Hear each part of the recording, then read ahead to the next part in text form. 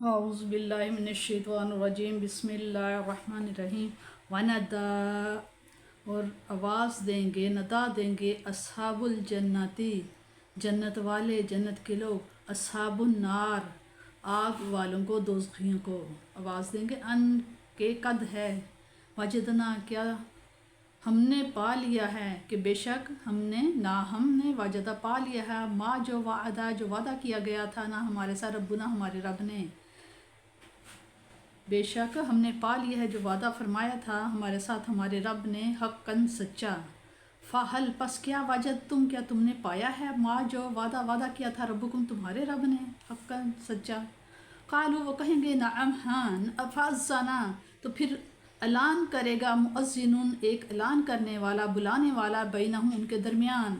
ان لعنت اللہ لعنت ہے اللہ تعالیٰ کی، علی الظالمین ایسے ظالموں پر اللہ تعالیٰ کی لعنت ہو۔ الذین وہ لوگ یصدون جو روکتے ہیں عن سبیل اللہ اللہ کے راستے سے،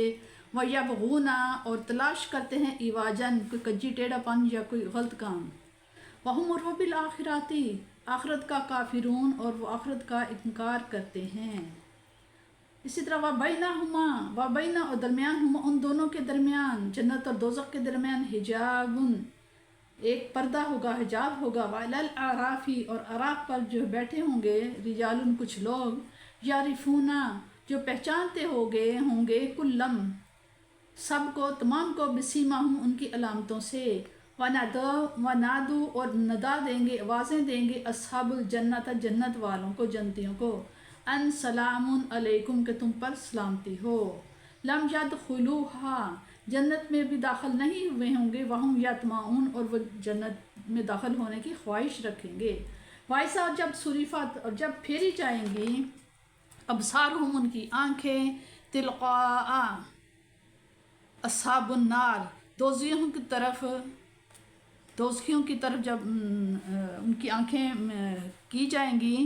قالو تو کہیں گے ربنا اے ہمارے رب، لا تجعلنا نہ ہمیں بنا مع القوم الظالمین ظالم لوگوں کے ساتھ ہمیں شمار نہ کر۔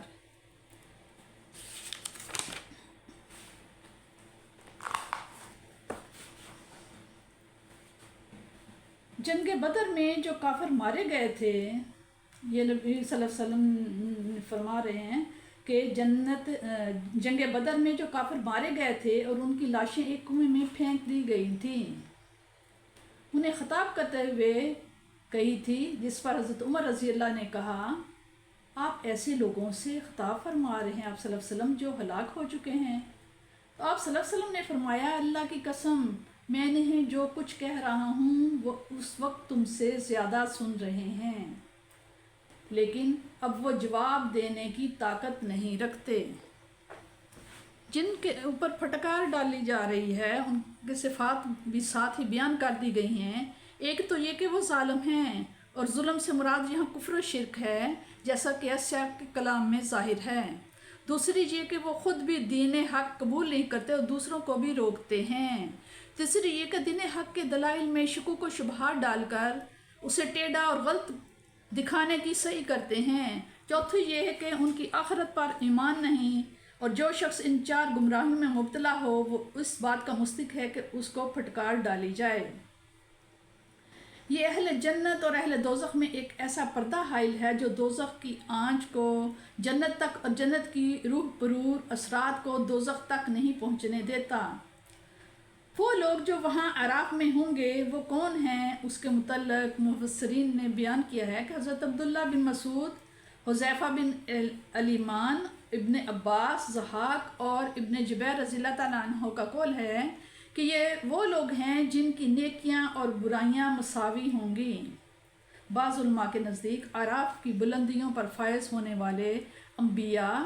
شہداء، صلحاء اور علماء ہوں گے، ان کی عزت افزائی کے لیے ان کو اس بلند مقام پر ٹھہرایا جائے گا تاکہ تمام اہل محشران کی عظمت شان اور اپنی آنکھوں سے دیکھیں۔ اس بلند دیوار پر بیٹھے ہوئے اہل اعراف جنتیوں کو بھی شاداں و فرحاں دیکھ رہے ہوں گے اور دوزخیوں کو بھی گریہ و بریاں